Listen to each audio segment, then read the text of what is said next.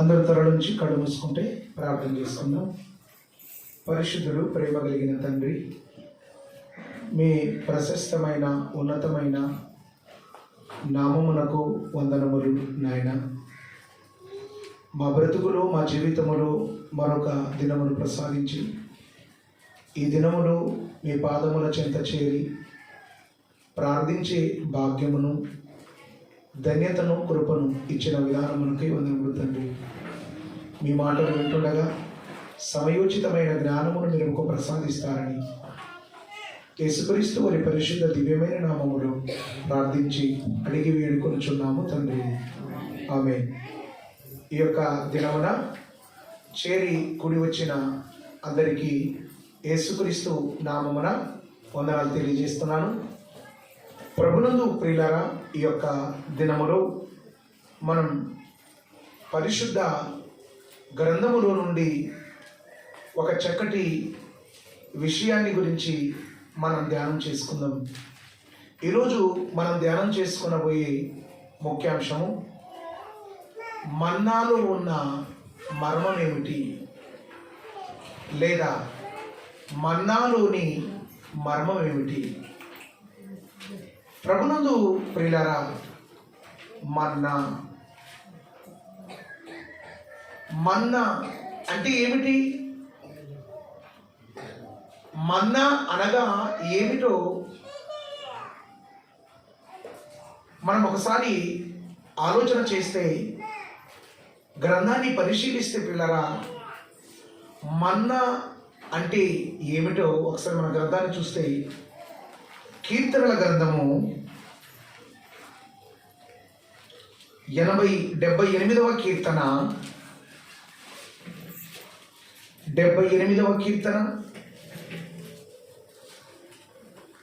24వ వచనం. ఆహారమునకై ఆయన వారి మీద మన్నాను కురిపించెను, ఆకాశ ధాన్యము. ఇక్కడ మనం గమనిస్తే ప్రియులారా, భక్తుడు చెబుతున్నాడు,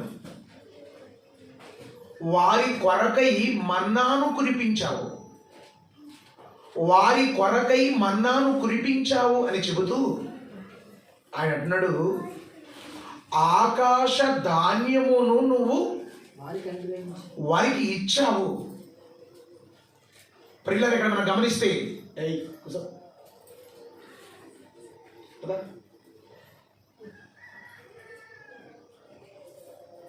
మన్నా అనగా, మన్నా అంటే ఏమిటంటే ఆకాశము నుండి పడే ధాన్యం.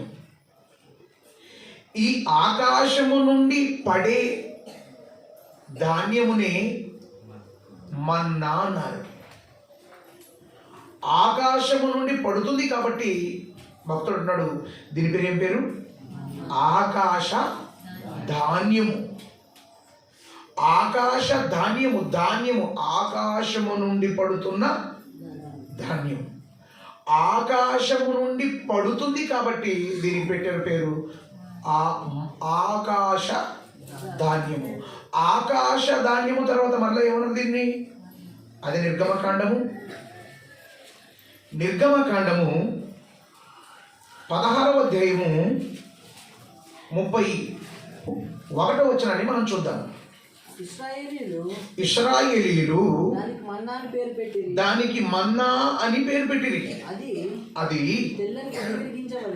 తెల్లటి కొత్తిమీరి గింజల వలె ఉండెను. దాని రుచి తేనెతో కలిపిన అపుబొమ్ముల వలె ఉండెను. ఇక్కడ మనం గమనిస్తే పిల్లరా, ఇశ్రాయేలు ప్రజలు అరణ్య ప్రయాణములో ఉన్నారు. ఈ అరణ్య ప్రయాణములో ఉన్న ఇశ్రాయేలు ప్రజలు ఏం చేశారు అంటే, వారికి తినడానికి తిండి లేదు, తినడానికి ఆహారము లేని తరుణంలో దేవుడు ఏం చేశాడంటే, ఆకాశము నుండి ఆకాశ ధాన్యాన్ని కురిపించాడు. ఈ ఆకాశ ధాన్యం ఎలా ఉంది అంటే కొత్తిమీరి గింజలలా ఉంది. ఈరోజు మనం కొత్తిమీర వేస్తాం కదా, ఆ కొత్తిమీర గింజలలో ఉంది. కొత్తిమీర గింజలు అంటే ఏంటి? ధనియాలు అంటారు. ధనియాలలో ఉన్నది. ఈ ధనియాలలో ఉన్నటువంటి ధనియాలలో ఉంది కానీ ధనియాలు కాదు. కొత్తిమీర గింజలలో ఉంది కానీ కొత్తిమీర కాదు. ఇది ఏంట్రా బాబు, ఇది కొత్తిమీర గింజలైనా కాదు, మరి ఇది ఏది కాదు? ఇది అసలు మేము ఎప్పుడు కూడా దీనిని ఇలాంటి టేస్ట్ మేము ఎప్పుడు కూడా చూడలేదు, మేము ఎప్పుడు కూడా తినలేదు, ఇలాంటి రుచిని మేము చూడలేదు, ఇలాంటి రుచిని మేము ఎప్పుడు కూడా చూడలేదు. కానీ ఇది కొత్తిమీర గింజలైనా కాదు. ఇప్పుడు ఇదేంటి అని వాళ్ళని చేతులు పట్టుకున్నారు. చేతులు పట్టుకుని అన్నారు కొత్తిమీర గింజల్లో ఉన్నటువంటి ధనియాలలో ఉన్నటువంటి యొక్క ధాన్యాన్ని తీసుకొని వారు ఏమన్నా తెలుసా, ఏమిటి ఇదేమంటే ఏంటి? అనే పదాన్ని వారు హిబ్రూ భాషలో మన్నా అన్నారు. ఎవరండి? మన్నా అంటే ఏంటి? మన్నా అంటే కొత్తిమీర గింజలు మన్నా అని కాదు. మన్నా అంటే ఏంటి తెలుసా? ఇదేమి మన తెలుగులో తెలుగు ఏమంటాం? ఇదేమి అన్నాం. అదే వారు హెబ్రీ భాషలో వాళ్ళు వెళ్ళిపోయారు అనుకో, ఇదేమి అంటే ఏంటి? మన్నా. ఈ మన్నా అన్నది పిల్లరా ఎక్కడి నుండి వచ్చిందంటే ఆకాశ ధాన్యంని ఇశ్రాయేలు ప్రజలు చేతిలో పట్టుకున్నారు. చేతిలో పట్టుకుని ఏమన్నారంటే ఇదేమి అన్నారు. ఇదేమి అనగా మన్నా. ఏమన్నారండి? మన్నా అని పేరు పెట్టారండి. ఈ మన్నా అనేది ఎప్పుడు పడేది మనం ఒకసారి చూస్తే పిల్లరా, ఈ మన్నా ఎప్పుడు పడేదో మనం ఒకసారి గ్రంథాన్ని చూస్తే అదే నిర్గమకాండము 16వ అధ్యాయము. నిర్గమకాండము 16వ అధ్యాయము 14-15 వచనాలు చూద్దాం. పడిన ఆ మంచు ఎగిరిపోయిన తరువాత నూగు మంచు వలె సన్నని కణములు అరణ్యపు భూమి మీద కనబడెను. ఇశ్రాయేలు దాన్ని చూసినప్పుడు ఇది ఏమైనదని తెలియక ఇదేమి అని ఒకరితో ఒకరు చెప్పుకున్నారు. ఇదేమిటి ఇలా ఉంది? ఉదయం లేచారు. ఉదయం లేచినప్పుడు ఆ యొక్క మన్నాను చేతులు పట్టుకుని ఇదేమి అన్నారు. కారణం ఈ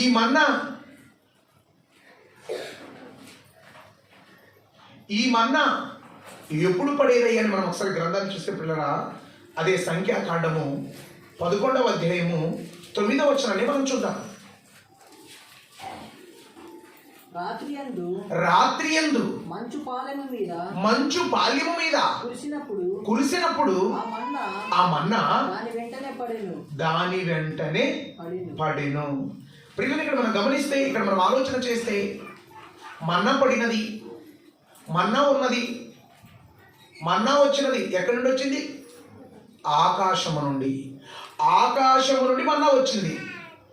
ఆకాశము నుండి మన్నా పడితే ఈ ఆకాశము నుండి పడే మన్నా ఎప్పుడు పడేది? రాత్రి వేళ. ఎప్పుడు పడేది? రాత్రి వేళ. ఈ రాత్రి వేళ మన్నా పడితే ఉదయాన్నే లేచేవారు. ఉదయాన్నే లేచి ఆ మన్నాను ఏం చేసేవాడు? ఆ మన్నాను సమకూర్చుకునేవాడు. ఆ మన్నాను సమకూర్చి ఒక చోట పోగు చేసి వాళ్ళు చేతులు పట్టుకొని ఏమన్నారంటే ఏమన్నారు? ఇదేమి అంటే ఇదేమి కాదు, అది మన్నా. ఏంటిది? మన్నా. దాన్ని స్విచ్ ఆఫ్ చేయి.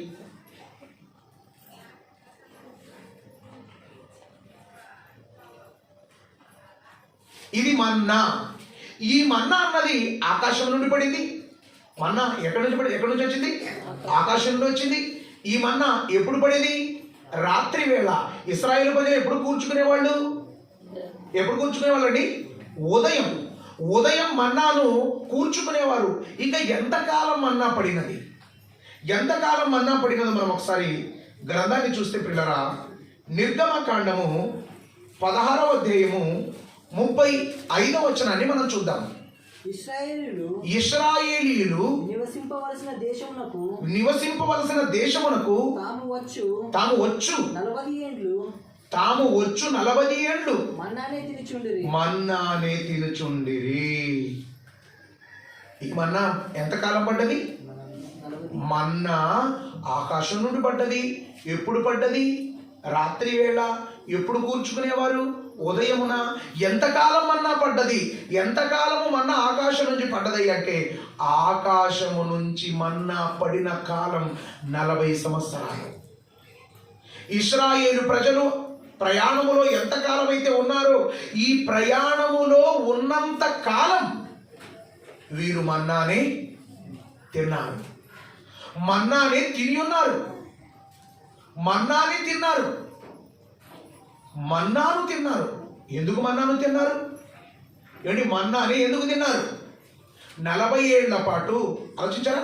40 సంవత్సరముల పాటు వీరు మన్నాని ఎందుకు తిన్నారు?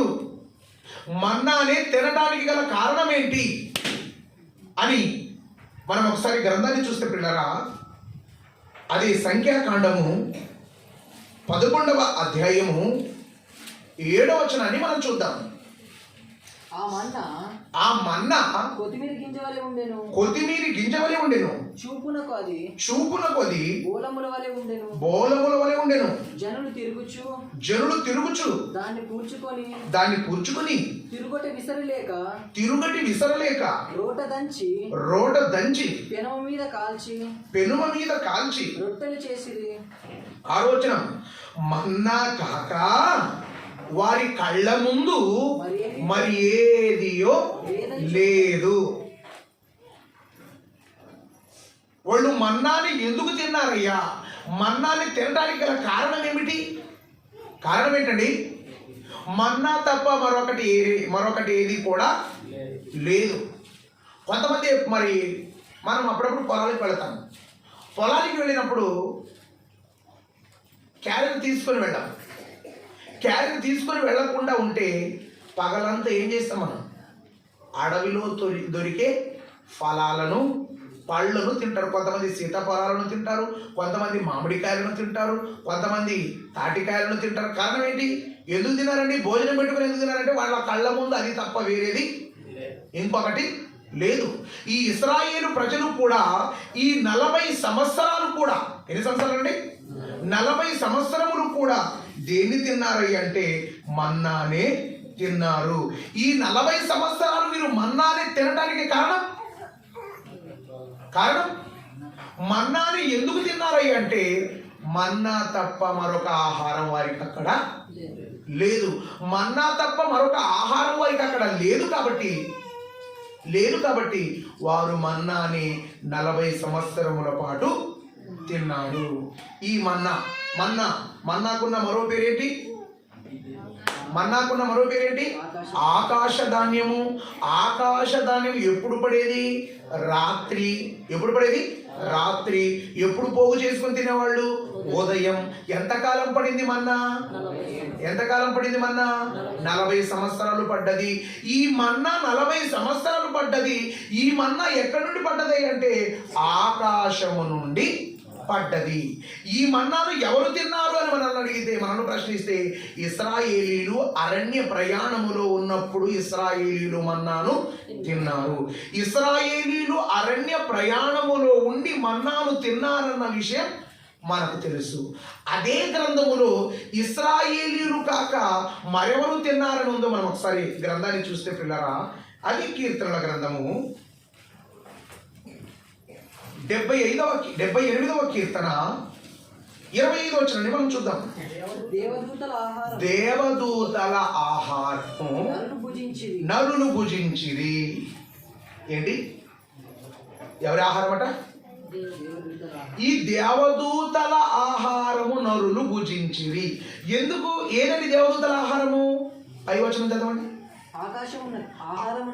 ఆహారమునకై ఆయన వారి మీద మన్నాను కురిపించెను. ఆ వచనం కంటిన్యూషన్ కింద ఉంది. ఆకాశ ధాన్యము ఆ వచనం కంటిన్యూషన్ కిందకు చూస్తే పిల్లరా, దేవదూతల దేవదూతల ఆహారము నరులు భుజించిరి. ఎవరు భుజించారండి?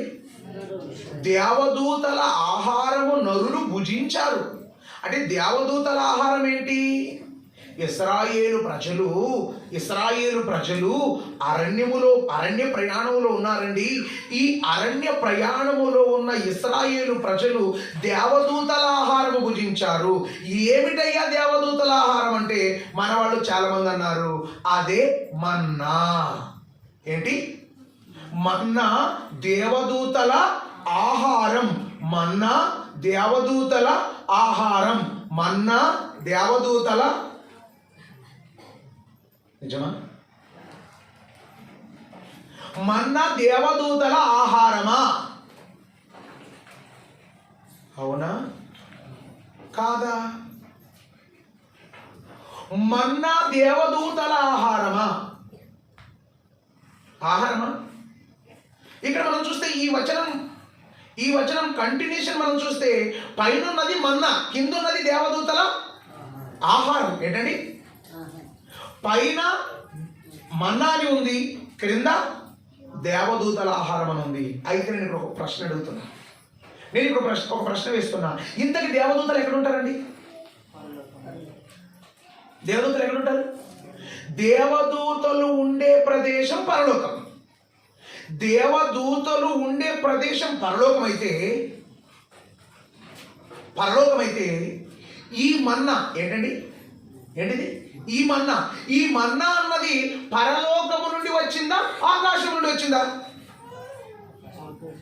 ఎక్కడ వచ్చి సార్? ఆకాశం అన్నా పరలోకం అన్నా రెండు ఒకటే కదా సార్ అని మీరు అంటారని దేవుడికి తెలుసు. ఎవరు? దేవుడికి తెలుసు కాబట్టి దేవుడు తన కుమారుడైన యేసుక్రీస్తు ద్వారా ఏం చెప్పిస్తున్నాడో ఒకసారి చూద్దాం. యోహాను సువార్త 6వ అధ్యాయం 32వ వచనం. యోహాను సువార్త 6వ అధ్యాయము. కాబట్టి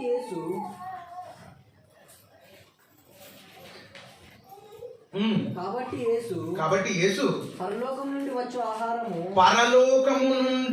ఆహారము మోషే మీకు ఇయ్యలేదు. నా తండ్రి ఆలోచించారా? మన్నా ఎవరు చెప్తే వచ్చింది? మన్నా కురిపించమని ఎవరు అడిగారండి? ఇశ్రాయేలు ప్రజలు అరణ్యములో ఉన్నారు. అరణ్యములో ఉన్న ఇశ్రాయేలు ప్రజలకు మార్గదర్శకుడు, నాయకుడు ఎవరై అంటే మోషే గారు వీళ్ళు అడిగారు, మాకు తినడానికి భోజనం లేదు, మాకు తినడానికి రొట్టెలు లేవు, మాకు తినడానికి మాంసం లేదు, ఉల్లిగడ్డలు, కీరకాయలు, బీరకాయలు, దొండకాయలు, దోసకాయలు అన్నీ కూడా మాకు జ్ఞాపకమునకు జ్ఞాపకానికి వస్తున్నాయని మోషే గారి మీద సడిగితే, దేవా తండ్రి, ఈ ప్రజల యొక్క టార్చర్ నేను తట్టుకోలేకపోతున్నాను, కాబట్టి మరి మీరు ఆహారాన్ని ఇవ్వండి వీళ్ళకి అన్నాడు. అయితే దేవుడు అన్నాడు వెంటనే, వాళ్ళు ఎన్నడూ చూడని ఒక ఆహారాన్ని ఇస్తాను. ఆ ఆహారమే ఆకాశపు ధాన్యం. ఈ ఆకాశ ధాన్యాన్ని ఇస్తాను. ఆకాశ ధాన్యాన్ని దేవుడు ఇస్తే మన్నా అని వీరు పేరు పెట్టుకున్నారు. ఎవరు? ఇశ్రాయేలు పేరు పెట్టుకున్నారు. అందుకే ఇశ్రాయేలీల గురించి మాట్లాడుతూ యేసుప్రభువు అంటున్నాడు, మరియు పరలోకము నుండి వచ్చు ఆహారము మోషే మీకు ఇవ్వలేదు. ఎక్కడి నుండి వచ్చాడు? మోషే గారు ఇచ్చిన ఆహారం ఆకాశం నుండి పడ్డదే తప్ప పరలోకము నుండి పడ్డది కాదు. అంటే ఇక్కడ మనం గమనిస్తే పిల్లరా, దేవదూతల ఆహారము మన్నా కాదు. దేవదూతల ఆహారం ఏం కాదు? మన్నా కాదు. మరి ఏంటి సార్? మన్నా పరలోకము నుంచి పడ్డది అని బైబిల్లో ఉందా? ఆకాశము నుండి పడ్డది అని బైబిల్లో ఉందా? చెప్పండి. ఎక్కడి నుంచి పడ్డదని ఉంది? ఆకాశము నుండి పడ్డది ఉంది. ఆకాశాన్ని దాటుకొని వెళ్ళిపోతే వచ్చేదే పరలోకం. ఎస్ అను? పరలోకం నుండి వచ్చినది మన్నా కాదు, ఆకాశము నుండి వచ్చినదే మన్నా. ఆకాశము నుండి పడ్డ మన్నాని ఇశ్రాయేలు ప్రజలు తిన్నారు. మరి కాసార్ ఆకాశము నుండి పడ్డ మన్నాని ఇశ్రాయేలీయులు తింటే మరి దేవదూతల ఆహారం అని ఉంది కదా, దేవదూతల ఆహారం అని ఉంది కదా. దేవదూతల ఆహారం ఏమిటి ఆలోచించండి పిల్లరా. దేవదూతల ఆహారం ఏంటి? దేవదూతలు ఎక్కడున్నారు? పరలోకంలో ఉన్నారు. పరలోకములో దేవదూతలు ఉన్నారు కాబట్టి పరలోకములో ఉన్న దేవదూతలకు ఆకలి లేదు, దప్పిక లేదు, ఏది లేదు. ఒకవేళ దేవదూతల ఆహారము మన్నా అని ఒకవేళ అంటే ఎవరు ఒకవేళ అంటే నేను మరొక మాట చూపిస్తాను. చూడండి సార్, ఆదికాండం 18వ అధ్యాయం 1-2 వచనాలు చూడండి. మరియు మమ్రే దగ్గరనున్న సింధూర వనములో అబ్రహాము ఎండవేళ గుడారపు ద్వారమందు కూర్చుండి ఉన్నప్పుడు యెహోవాతనికి కనబడెను. అతడు కనులెత్తి చూచినప్పుడు ముగ్గురు మనుషులు అతని ఎదుట నిలబడి ఉండిరి. ఇక్కడ మనం గమనిస్తే పిల్లరా, అబ్రహాము గారి ఇంటికి ముగ్గురు దేవదూతలు వచ్చారు. ఎవరు వచ్చారు? ముగ్గురు దేవదూతలు. చాలా మంది అంటుంటారండి ఈ ముగ్గురు అంటే ఎవరో కాదండి, తండ్రి, కుమార, పరిశుద్ధాత్ముడు. అది తప్పది. అదేది తప్పది, రైట్ కాదు, అది అబద్ధం, అవాస్తవం. ఎలా చెప్పగలరండి? ఇప్పుడు ముగ్గురు మనుషులు ఎవరంటే ఒకటి తండ్రి, 2 కుమారుడు, 3 పరిశుద్ధాత్మ. మన వాళ్ళు అంటారంట. ఇప్పుడు చెప్తారండి ముగ్గురు దేవదూతలు ఎవరంటే తండ్రి, కుమార, పరిశుద్ధాత్మ అంటారు. అదే అడిగారు అనుకో, త్రిత్వం గురించి మనం అడిగామనుకో, త్రిత్వం గురించి అడిగితే తండ్రి, కుమార, పరిశుద్ధాత్మ త్రియేక దేవుడు అంటారా. ఇప్పుడు ఒక మాట చూస్తే ఆదికాండం 18వ అధ్యాయాన్ని చూపించి ముగ్గురు వేరువేరని చెప్పేది వీళ్ళే. తర్వాత త్రిత్వం సందర్భం దగ్గరికి కాదు అలా కాదు, తండ్రి, కుమారుడే పరిశుద్ధాత్ముడు. ఒక వ్యక్తి ఎక్కడైనా 3 పాత్రలు పోషించగలడా? ఒక వ్యక్తి ఒకేసారి ఒకే చోట ముగ్గురుగా కనపడగలరా? దేవపుత్రని నేనున్నాను. దేవపుత్రని నేను 3 రకాలుగా ఇప్పుడు నేనున్నాను. ఇప్పుడు నేను ఎన్ని రకాలు కనబడుతున్నాను? ఒకే రకం, ఒకే ఆకారం. అదే నేను ఒకే సమయంలో నేను ముగ్గురు దేవపుత్రులుగా నేను కనబడగలనా? ఇంపాసిబుల్, సాధ్యం కాని పని. మరి దేవుడు కూడా చెప్తున్నాడు. దేవుడు కూడా త్రిత్వం గురించి మాట్లాడుతూ తండ్రి, కుమార, పరిశుద్ధాత్మ ముగ్గురండి, ముగ్గురుగా వచ్చారండి. అక్కడ అబ్రహాము గారి దగ్గరికి వెళ్ళారు. కాదు, అక్కడ వచ్చింది ఎవరు? ముగ్గురు మనుష్యులు అని ఏముంది? ముగ్గురు మనుషులు. దేవుడు మనుషుడా? దేవుడు మనిషా? ఆత్మరూపుడా? దేవుడికి మానవ శరీరం ఉందా?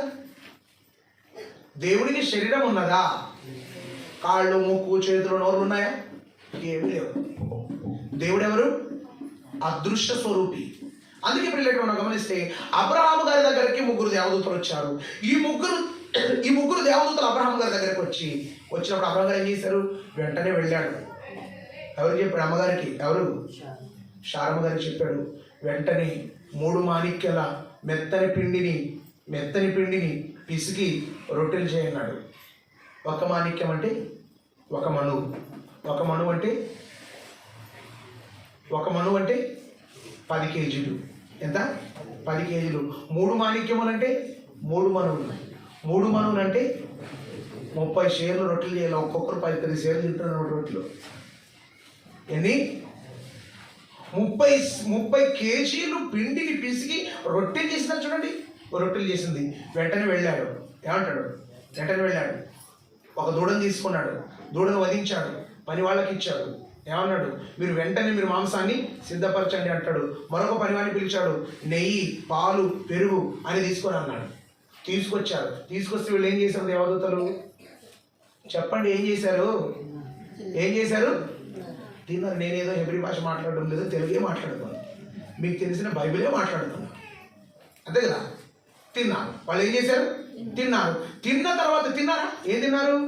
రొట్టెలు తిన్నారు, మాంసం తిన్నారు, నెయ్యి తిన్నారు, మజ్జిగ తిన్నారు, పాలు కూడా. అయితే నేనంటాను రొట్టెలు దేవదూతల ఆహారము. మాంసము దేవదూతల ఆహారము,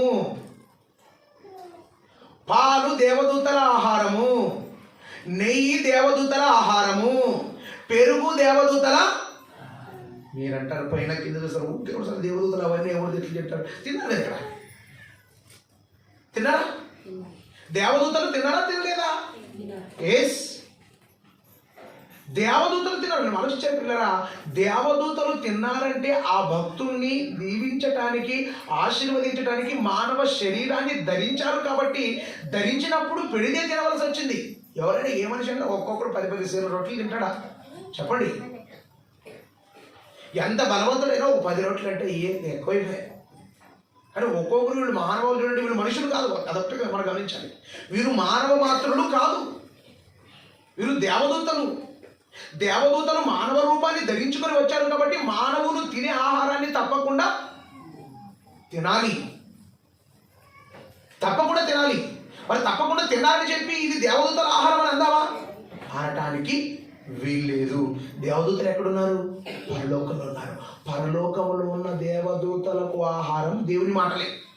ఏంటండి? దేవుని మాటల వల్లే బ్రతకాలి కదా దేవదూతలు. పరలోకంలో మన్నా లేదు, మన్నా అంతా సొన్నే. అక్కడ భూమి మీద ఉన్న ఇశ్రాయేలు ప్రజలకు మన్నా కురిపించాడు. వాళ్ళు మన్నాను తిన్నారు. మరి ఏం చేశారు? మన్నాను తిని 34 వచనం చూడండి, 58 వచనం, 6వ యోహాను సువార్త 58వ వచనం. ఇది పరలోకం నుండి దిగి వచ్చిన ఆహారము. ఎవరివ్వలేదు? పరలోకం నుండి వచ్చిన ఆహారాన్ని ఎవరివ్వలేదు? పరలోకము నుండి వచ్చిన ఆహారమును మోషే గారు ఇవ్వలేదు. మోషే గారు పరలోకము నుండి వచ్చిన ఆహారం ఇవ్వలేదు, ఆకాశము నుండి వచ్చిన ఆహారమునే ఇచ్చాడు. ఆకాశము నుండి వచ్చిన ఆహారమునే మోషే గారు ఇశ్రాయేలు ప్రజలకు ఇస్తే యేసుప్రభువు అంటున్నాడు, ఇదే పరలోకము నుండి దిగి వచ్చిన ఆహారం. పితరులు మన్నాను తినియో చచ్చిపోయారు. మన్నాను తిన్నారు, మన్నాను తిని మరణించారు. మన్నాను తిని మరణించారు. మన్నాను తిని శ్మశానం వెళ్ళిపోయారు. మన్నాను తిని సమాధి చేయబడ్డారు. మన పితరులు మన్నాను తిని చచ్చిపోయారు. ఈ ఆహారము తినువాడు ఎల్లప్పుడూ వారికి చావే లేదు. ఈ ఆహారం పరలోకము నుండి వచ్చే ఆహారం, పరలోకము నుండి దిగి వచ్చిన ఆహారం. ఈ పరలోకము నుండి దిగి వచ్చిన ఆహారమును తింటే ఏం లేదు? చావు లేదు, మరణం లేదు. పరలోకము నుండి దిగి వచ్చిన ఆహారమును ఎవరైనా తింటే వారు చచ్చిపోరట. పరలోకము నుండి దిగి వచ్చిన ఆహారము మన్నా కాదు. పరలోకము నుండి దిగి వచ్చిన ఆహారం ఏది? యేసు అంటాడు, ఇదే పరలోకము నుండి దిగి వచ్చిన ఆహారం. ఏంటిది? 35 వచనం. అందుకు యేసు వారితో ఇట్లా నేను జీవాహారమును నేనే. ఎవరు? Who are you? ఎవరు? పరలోకము నుండి దిగి వచ్చిన ఆహారం ఎవరో తెలుసా? నేనే. పరలోకము నుండి దిగి వచ్చిన ఆహారం ఎవరట? యేసే. పరలోకము నుండి దిగి వచ్చిన ఆహారము యేసే. ఏసంటే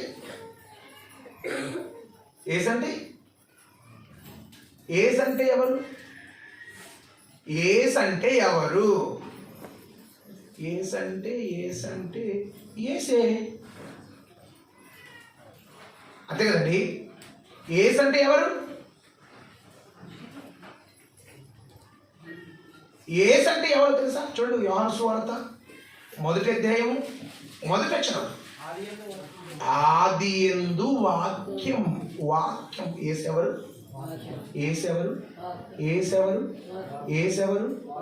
వాక్యం. ఏసంటే ఎవరో కాదు, వాక్యం. ఈ వాక్యమనే యేసును ఏం చేయాలి? మనం తినాలి. ఏం చేయాలి? యేసు అనే వాక్యాన్ని తింటేనే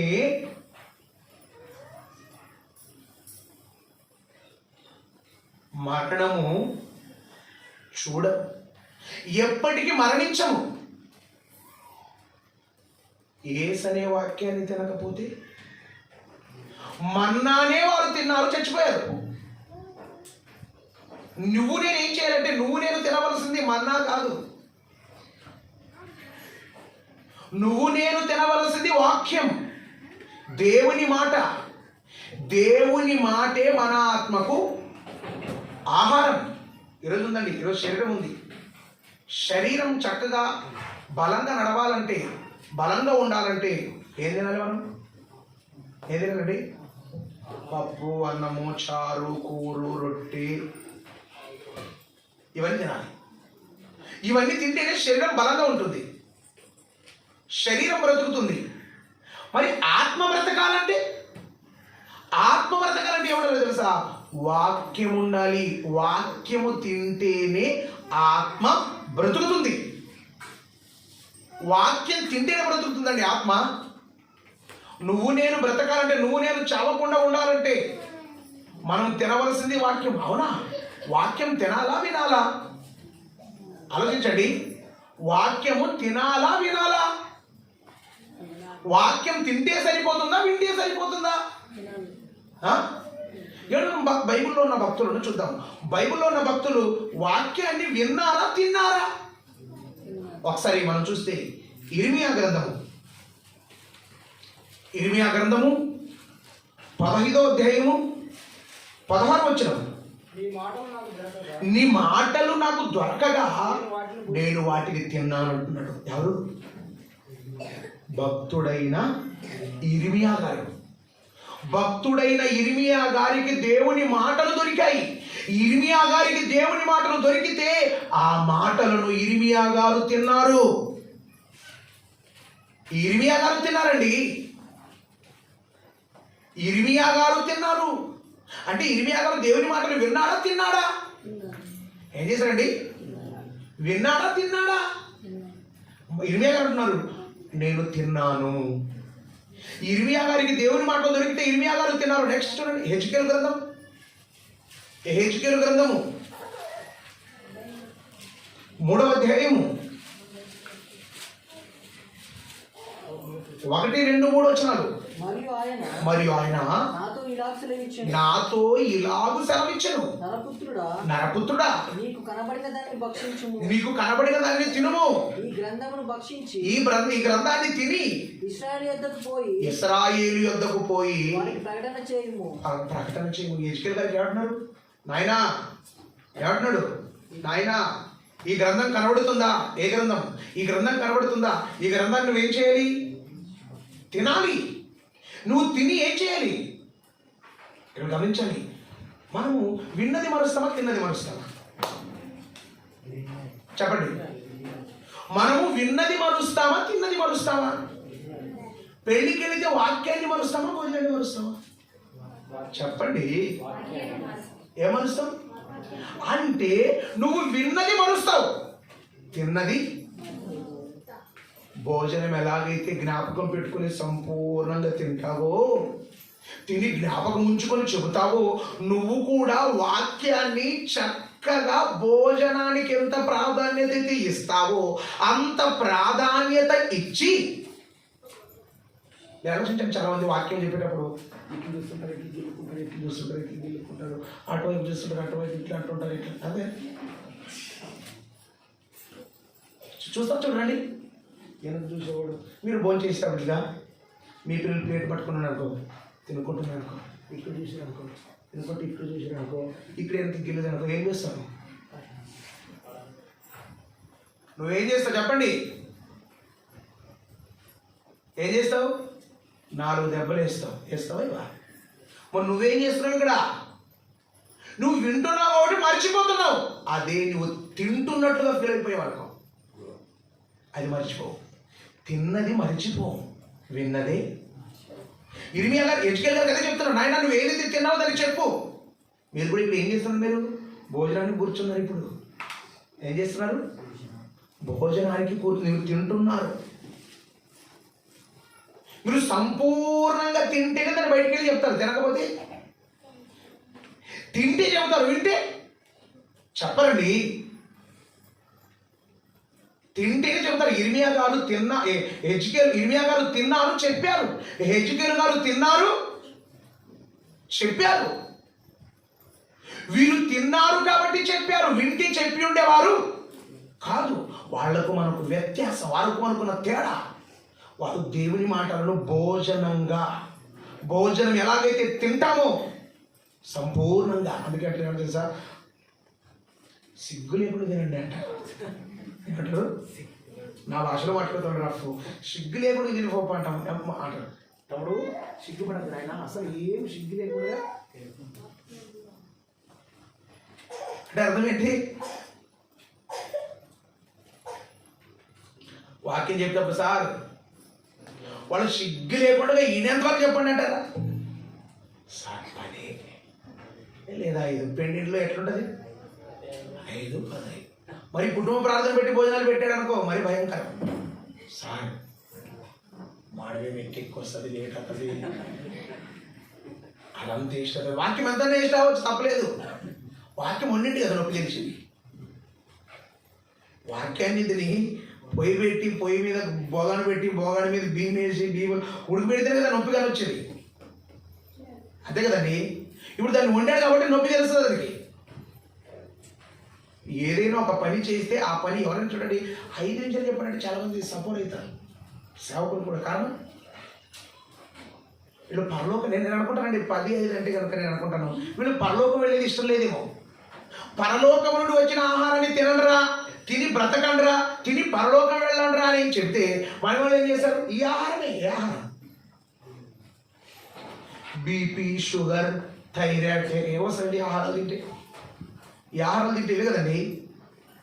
షుగర్ పెరుగుతుంది, బీపీ పెరుగుతుంది, పక్షవాతం వస్తుంది, కిడ్నీ స్టోన్స్ వస్తాయి. ఆరోగ్యాన్ని పాడు చేసేదానికే ప్రాధాన్యత, అనంతమైన పరలోకం ఇచ్చేదానికి. అందుకే భక్తులతో చెప్తున్నాడు, భక్తులారా నేను మీకు చెప్పిన మాటలు మీరు తినండి, మీరు తిని ప్రకటించండి. మీరు విని ప్రకటించండి అనలేదు, మీరు తిని ప్రకటించండి. చూడండి ప్రకటన గ్రంథము 10వ అధ్యాయము 9వ వచనం. నేను ఆ దూత యొద్దకు వెళ్ళి ఈ చిన్న పుస్తకము నాకిమ్మని అడుగగా ఆయన దాన్ని తీసుకొని తినివేయము, అది నీ కడుపుకు చేదగును గాని నీ నోటికి తేనె వలె. యోహాను గారు దర్శనం. యోహాను గారు కూడా ఏం చేశారు? యోహాను గారు సముద్రాల మధ్యన ద్వీపములో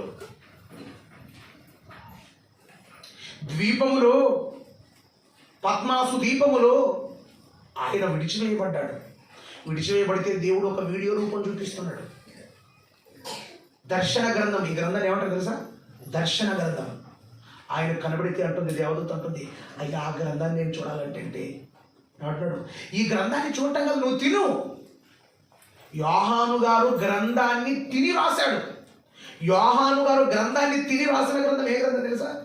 అది ప్రకటన గ్రంథం. ఏది? ప్రకటన గ్రంథం. ప్రకటన గ్రంథాన్ని యోహాను గారు రాశారండి. దేవదూతలు ఏవైతే చెప్పారో దర్శనం ద్వారా వాటన్నిటిని రాశాడు. కనుక ప్రియులారా, ఈ యొక్క దినాన మనమందరం కూడా తింటున్న ఆహారం ఏంటి తెలుసా? ఇశ్రాయేలీయుల లాంటి మన్నా కాదు. మన్నా అయితే ఆకాశం నుండి వచ్చింది. మన్నా అయితే ఎక్కడి నుంచి వచ్చింది? ఆకాశం నుండి వచ్చింది. వాక్యం అయితే ఎక్కడి నుంచి వచ్చింది? ఎక్కడి నుండి వచ్చిందండి? పరలోకం నుండి వచ్చింది. పరలోకము నుండి వచ్చినదే వాక్యం.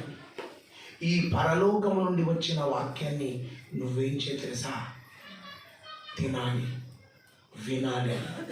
వినాలి, తినాలి. విని తిన్నావనుకో నువ్వు లోకాన్ని జయిస్తావు. లోకములో ఉన్న దేనికి కూడా లొంగవు.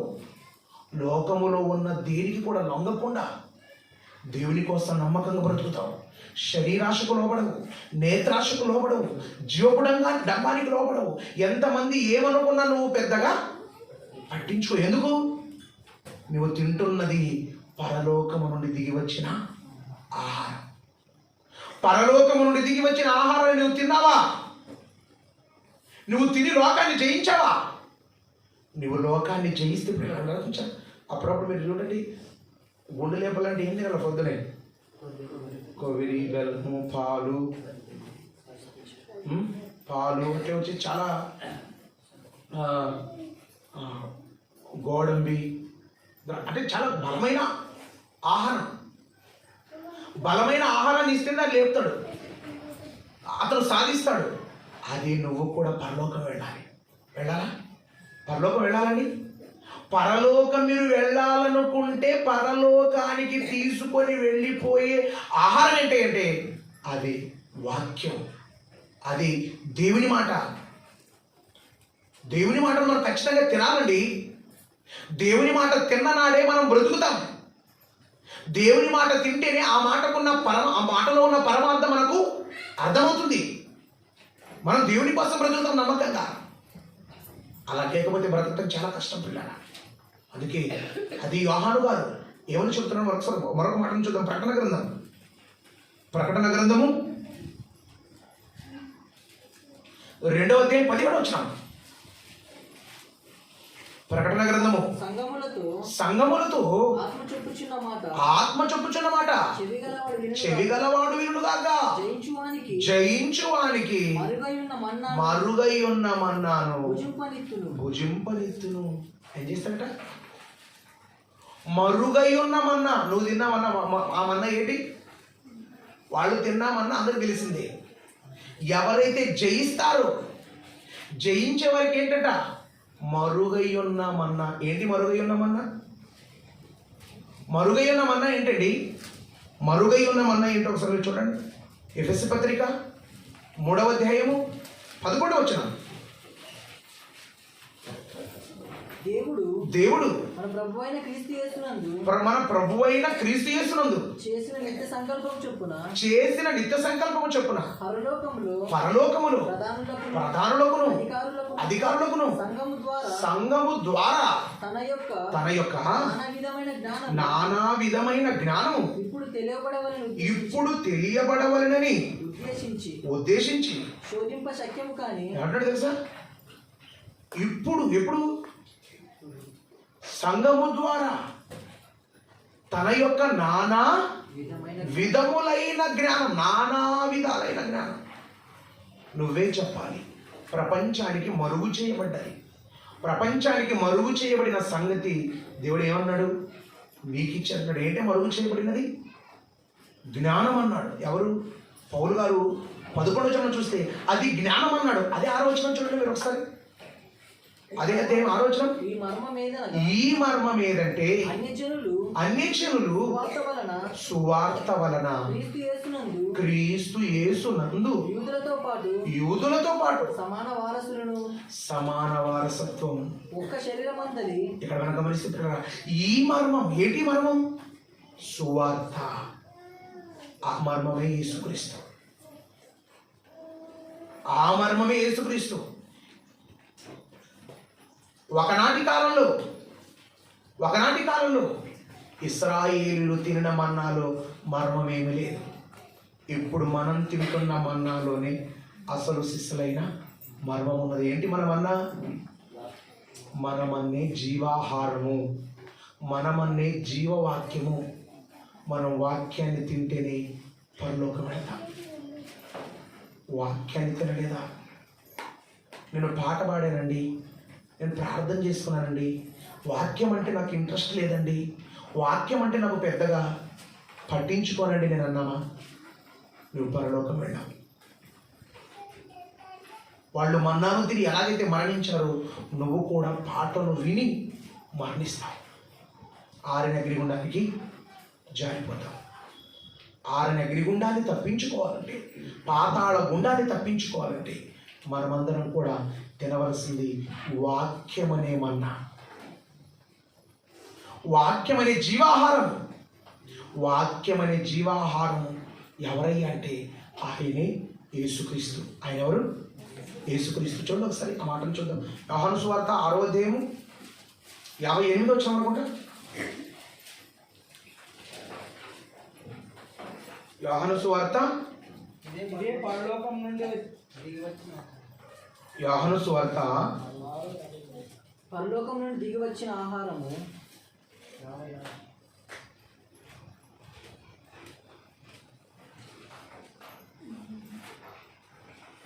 54 వచ్చిన నా శరీరము తిని నా శరీరమును తిని నా రక్తము త్రాగువాడే నిత్య జీవము గలవాడు.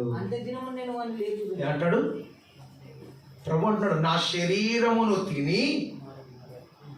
మనం చాలా ఏమంటే వాక్యం ఒకటి తినాలండి, సార్లేండి, వాక్యం ఒకటి తింటే సార్లేదు, పొరపాటు. వాక్యముతో పాటు దేని తినాలి? శరీరానికి సాదృశ్యమైన రొట్టె, రక్తానికి సాదృశ్యమైన ద్రాక్షారసం. ఎప్పుడు తీసుకోవాలండి? ఎప్పుడు తినాలి? ఎట్లాగా? 5 నెలలకా? సంవత్సరానికా? ఎప్పుడు? ప్రతి ఆదివారం. ఎప్పుడు తీసుకోవాలండి?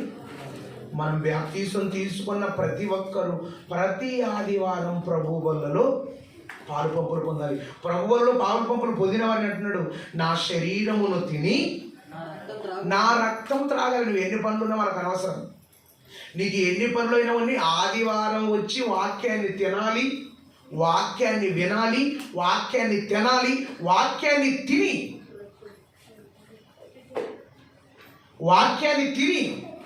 ఏదేది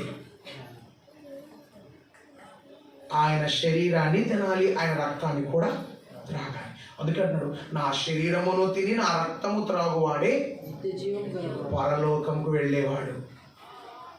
చాలా మంది అండి వాక్యం ఒకటి వింటారు, ప్రభు బలారాధన లేదు, బలరాధన లేదు, వీళ్ళంతా పరలోకానికి దూరం అయిపోతారు. సబ్జెక్ట్ కూడా మంది రొట్టె ద్రాక్షరసం తినకపోతే నరకమేనా అంటే నరకమే. నువ్వు నరకం తప్పించుకోవాలంటే నువ్వు ఎంత గొప్పవాడమైనా, నువ్వు ఎంత పెద్దవాడమైనా ప్రతి ఆదివారం ప్రభు బల్లులో నువ్వు ప్రభు బల్లులో నువ్వు చేయవేయాలి. ఆయన సన్నిధిలో నువ్వు కనబడాలి. నువ్వు లేవనుకో నిన్ను నీవే నాశన పాత్రుడిగా చేసుకొనుచున్నావు, నిన్ను నీవే ఆరని అగ్నిగుండానికి నడిపించుకొనుచున్నావు.